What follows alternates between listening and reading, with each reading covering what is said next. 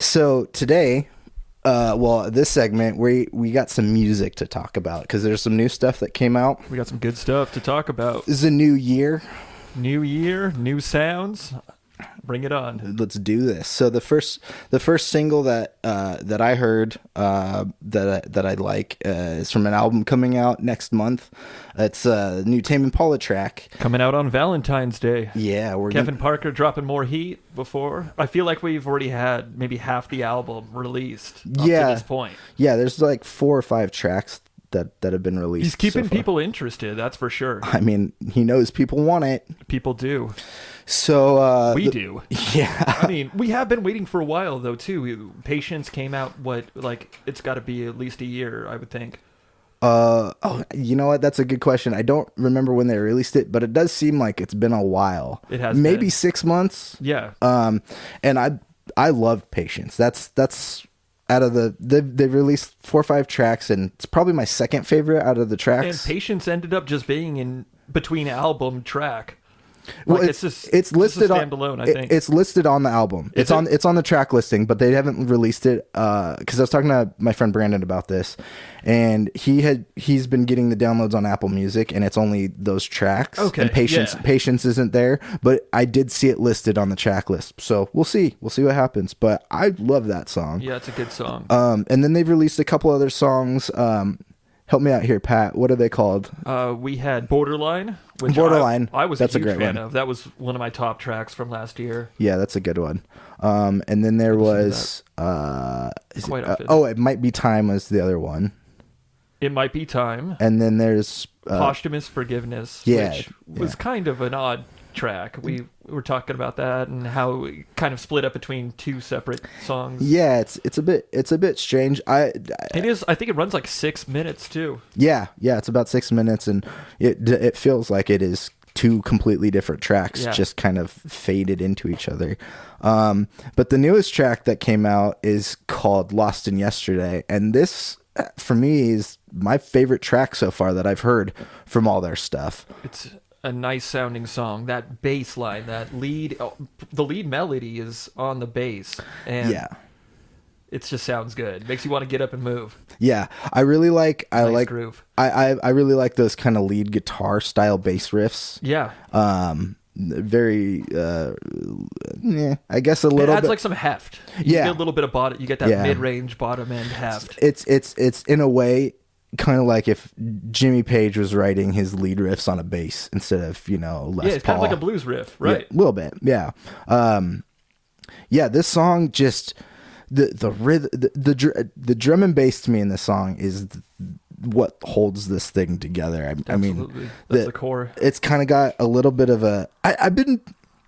Maybe some drummer friends can help me out here, but I feel like I don't know what's happening with the drums when I try to listen to it, because I totally hear 4/4 beat in there, but I feel like multiple drum tracks. Yeah, well, I feel like there's just a lot of toms layering over each other. Yeah. Maybe.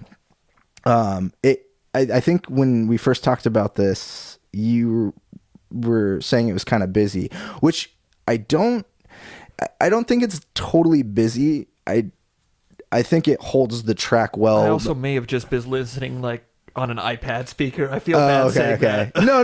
I do have so many better ways to listen.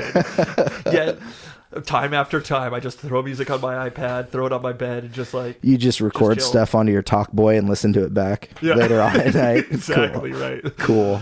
Yeah, I see this all the time. On I'm posting on Gear Sluts, the music gear forum often, and people are just like, "Oh, it sounds all right through my." It's a PG show. Let's not use. No, I'm just kidding.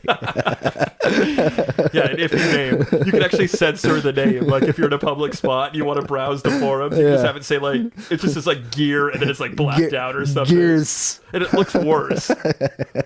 But I mean.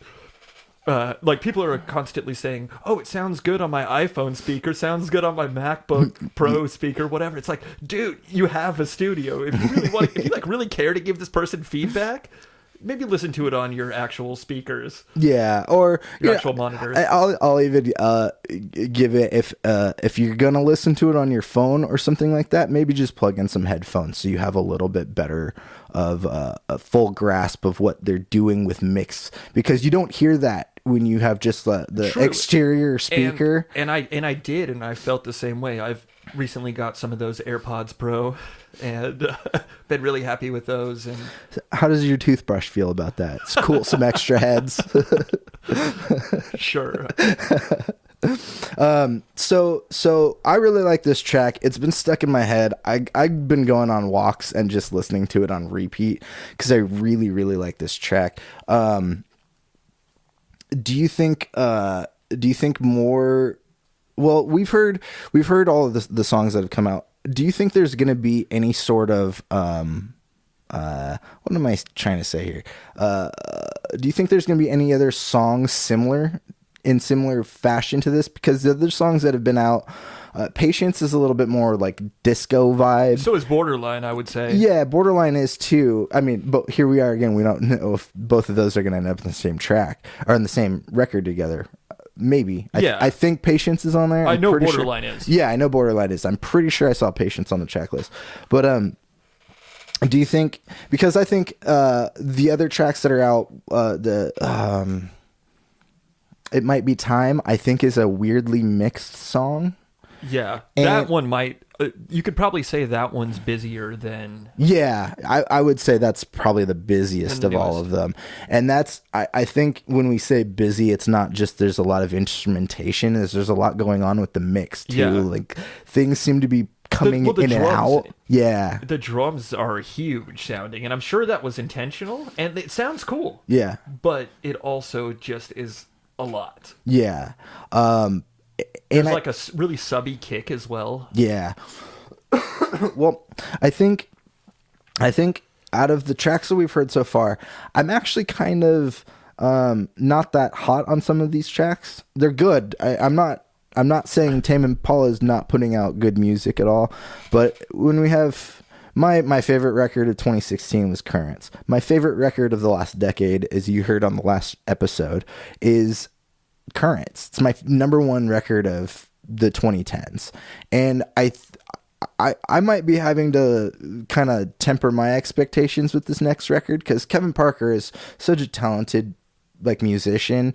I'm and songwriter. I would say. Yeah. I think I have to temper expectations with this record. I don't think this is going to meet my expectations for what Currents was.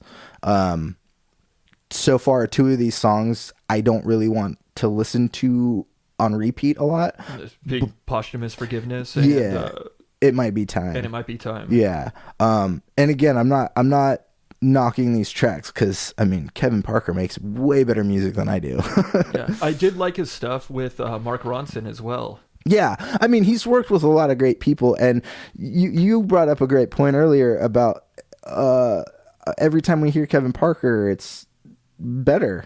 Yeah, absolutely. It seems like he started out with that kind of heavier rock sound a little bit. There were a few bands around that time that were starting to break out and just had like that more garage rock kind of sound too. But since then, he's becoming more and more refined, and it seems like he knows what he's going for at this point. Like, got some dancier sounding tracks, and especially that stuff with Mark Ronson. That was just like straight up pop stuff. Yeah. But I liked it a lot. Yeah, those were good songs. So you're really excited for this next record? I am. Yeah, I've been looking forward to it for a while. Really since Borderline. And I liked Patience a lot too, but I just didn't listen to it too much. Mm-hmm. And then you kind of turned me on to it more. I'm still really excited for this record. I mean, this might still be one of my favorite records of the year when it comes out. We'll see. Hopefully we'll get I guess for me, I hope I get a little bit more of the Lost in Yesterday and Patience kind of vibe on the record. I'm sure hoping there's more of that. And again, I don't want to be hypercritical for something that's not out yet. Even though some of these tracks aren't maybe the most re-listenable, they do sound like Kevin Parker. I mean, nothing's kind of out of the ordinary for Tame Impala. I think we were maybe that the one with the big drums. Might Be Time. Might Be Time. Yeah. That one might be the most out there. Yeah. Compared to the other stuff that he's done. Because when we were listening to, I always stumble over the word posthumous. Yeah. Posthumous. Posthumous. What's the name of the track? I can't remember. Posthumous Forgiveness. Yeah. Forgiveness. We were both commenting that feels like they've made that song before. Yeah, it sounds kind of similar to Feels Like We Only Go Backwards at the beginning. Which isn't a bad thing. I mean, bands do that. And that was a big hit for them. Yeah, bands create sounds for themselves and should go with it. I mean, Radiohead even on that like record, that couple albums ago, Mm-hmm. you had Feels Like We Only Go Backwards and Elephant. Those were like two of the singles from the album, and they sound completely different. Yeah. I'm looking forward to this. I just hope we get some more upbeat stuff, because I'm sure we will. Yeah. Oh yeah. I was saying that it feels like some of that stuff is stuff that is regurgitated, which isn't totally a bad thing, but in this case, I feel like because he's been refining his stuff more and more. No, I feel like in this case, this was a lesser done version of stuff he's done in the past. I feel like maybe. Okay.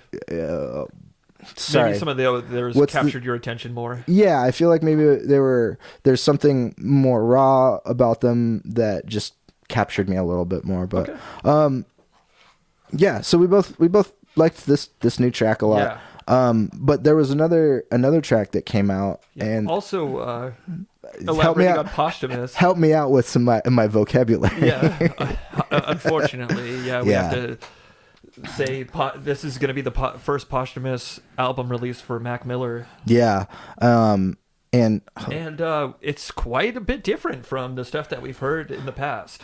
And I'll be honest, I've never really been the biggest Mac Miller fan.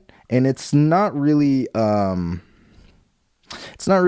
It's just the music I've heard in the past was stuff that I'm not into. And a lot of that might be a little more mainstream hip hop stuff that he's been, or poppy stuff. But the last couple of things that I've heard from him have been more real sounding musicians, and just a little bit more heartfelt music in the sense that, like, it doesn't feel like a hip hop record. Not that hip hop can't feel heartfelt. It's just a lot of mainstream stuff. Sometimes it feels like there's energy behind it and they just push it out. But this one feels like there's like he's like trying to tell you something. I mean, maybe he was. Yeah. It's kind of sad that we won't know exactly maybe so much what the whole like cohesive elements of this album are going to be, or were going to be, but I'm sure we'll get a lot of good music in the future. It seems like he spent a lot of time in the studio and did a lot of work, and also was getting more and more into playing his own instruments. Just I feels like I think it was maybe 6-7 years ago I saw a video from the series Rhythm Roulette, where producers go out and they pick 3 records blindfolded and have to make a beat out of it. Mm-hmm. He was on an episode and he played guitar and I think maybe bass over his track, which I thought was sick. I mean, not a lot of producers on there do that. It's usually just like loaded up into Ableton or into an MPC or something like that. So that was cool to see. Well, the track we're referencing is called Good News, and it hit me a lot. It meant something more to me than other music of his that I've heard, and that's probably just me. That's nothing on Mac Miller. It's probably just me needing to educate myself a little bit more into his work. But I like this song a lot. It takes a little bit for me to get past some of how he presents his vocals. Yeah. If you're familiar with Mac Miller, though, that really is just his voice. Him. Yeah. That's him, and that's partly on me too, is to like understand him a little bit more. You hear that kind of cigarette. Yeah. It does have a little bit of that, but it's an interesting voice. It's unique for sure. It was definitely, and it does. I mean, not knowing much about him and hearing this, it does make me sad as just a person who can now appreciate his art a little bit more, that we're not going to get any more of that. He had a huge fan base, like, of people that across the board. Yeah. It wasn't just the hip hop community or like people affiliated with hip hop or anything. It seems like he just had a huge fan following. Yeah. Real quick, the other thing I want to say about this video or about this song was I really like the music video too. Yeah, it's good. It's quite a bit like your style. Yeah, I was gonna say it's something that it's a style that I look at, and it's a kind of a style I want to work on something in the future. Of that collage, like paper, like After Effects-y collage, a little bit of really a little bit of animation kind of stuff. It's really well done. The song being called "Good News" kind of made me think about "Good News for People Who Love Bad News" from Modest Mouse. Yeah, and then I thought, like, man, the video for "Float On" was kind of similar. Like, it had that similar cutout style. Like in the color aesthetic, at least, for sure. Yeah, and even the music, like you could kind of hear some like weird, like out there sounds, kind of similar. Man, imagine that Mac Miller, Modest Mouse team up. I'm sure Mac Miller was a fan. I mean, we can't ask him, but he probably was a fan himself. Yeah. Well, it's a bummer. It's a bummer we're not going to hear. I mean, he does have a. Do you know when the record's coming out? I think soon. It might be out already. It might be out soon. We'll start doing research one of these days. No one really cares. So yeah, both of us really like this. For me, I'm gonna probably look more at his discography just so I can educate myself a little bit more. Yeah, the last album had some more organic sounding stuff, and then the album before that too, I think, was called The Divine Feminine, something like that. Mm-hmm. That one had that track with Anderson .Paak that I really like. Dang is the name of the song. Dang. Yeah, that's just a fun song. That's a good song. And if you watch the performance on Stephen Colbert, good performance. That's something to check out. All right. Check that out on YouTube. So, real quick, we both liked the new Tame Impala track. Yes. And we both liked the new Mac Miller track. Yeah. So I did an episode last week all about my top 10 of the movies and records of the decade. I don't expect you to have a list prepared or anything, but do you want to tell people about stuff that you've listened to, new artists, tracks? Sure. Yeah. Anything like that? Talk about maybe some standout tracks. Yeah. Give me a couple. You focused on the album aspect. May as well talk about some tracks. Number one would be, I know Mac Miller was a big fan, and Thundercat, I think he worked with him. He did the Tiny Desk concert. Mac Miller has that Tiny Desk concert. And that stuff is more slow, kind of like Good News as well.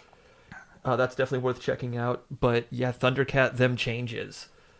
He took the break, the classic break from the Isley Brothers, Footsteps in the Dark, which has been flipped a couple of different times. We had, like, with a huge song, Ice Cube, It Was a Good Day. Same drum break. That's where I think most people our age would know that track, would know that drum break from. Mm-hmm. And then also Jay Dilla on The Shining.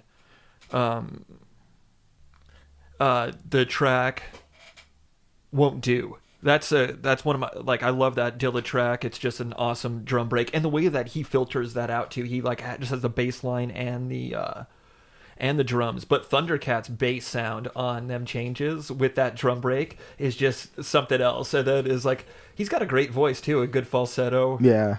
Man, I love that song. I could listen to that song pretty much any day. He played that when we saw. That was his last song. Yeah, we saw him at the Adult Swim Fest, and he did do a little tribute to Mac Miller too, if I remember correctly. Yeah, because it was like a brain feeder set. Well, yeah, Mac Miller died like a day before that, didn't he? Or like a couple of days weeks before that. Okay, yeah, it might have been like a couple weeks before that. Yeah, it was pretty recent after he died. Then we went to the Adult Swim Fest, and that was really fun. It's sad, but it was nice to see that, like, a lot of artists that we look up to were fans. Almost everybody that we saw at that venue that night, well, at least for Brain Feeder, almost everybody there was a part of a tribute or did a tribute or something for Mac Miller. Yeah, Flying Lotus did as well.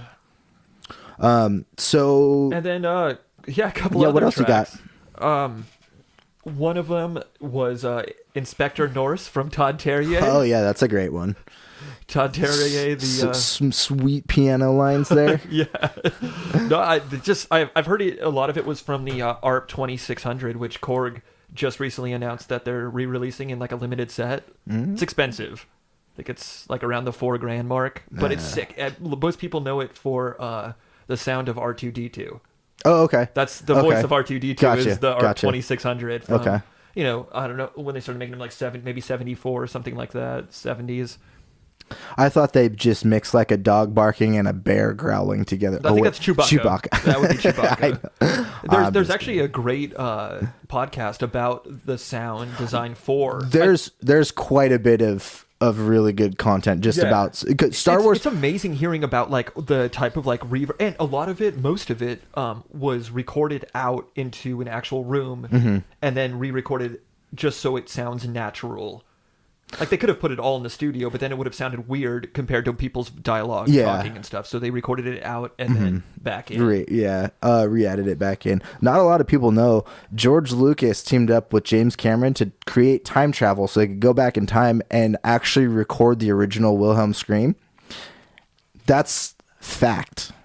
So not released technology. They only use it for movie magic now. One of my favorite games for the original PlayStation was Final Fantasy Tactics, and it totally had the Wilhelm scream, like when your characters would die or whatever. It's in everything. Oh! It's in everything. It's in everything. It's legendary. It's man. That James Blake Wilhelm scream song is fire too. That's a great song. Yeah, that first James Blake album would be up there. I'm not sure. What year did that come out? I think that came out 2011. 11. Yeah. You know what? James Blake I like a lot, but if anything was going to end up in a list of mine with him, it would have been the EP he did with Sparing the Horses on it. See, I don't even know that one. That's my favorite James Blake. The CMYK, I think is what it was called? Yeah.